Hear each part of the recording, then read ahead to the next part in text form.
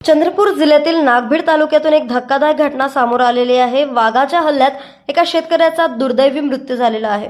नागभीड तालुक्यातील मिथुर गावात ही घटना घडली असून मृत शेतकऱ्याचे नाव हरिदास महादेव कुबडे, वय वर्ष 58 असे आहे।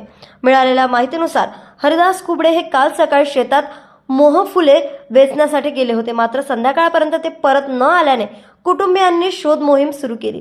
सायंकाळी मृतकाचा पुतण्या अक्षय शेतात गेला असता त्याला 2 वाघ आणि 3 बछडे दिसून आले। त्यामुळे तो घाबरून गावात परत आला आणि तत्काळ वन विभागाला माहिती दिली। वन विभागाच्या पथकाने रात्रीपर्यंत शोध मोहीम राबवली, मात्र काहीही निष्पन्न झाले नाही। आज सकाळी पुन्हा शोध घेत असता शेतात हरिदास कुबडे यांचे अवशेष आढळून आले।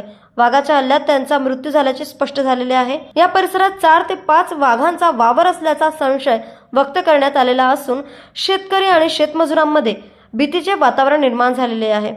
वनपरिक्षेत्र अधिकारी भारती बागमरे यांनी मृतदेहाचे अवशेष उत्तरणीय तपासणीसाठी पाठवलेले असून पुढील तपास सुरू आहे। न्यूज एक्सप्रेस करता मिथुन मेश्राम यांची बातमी।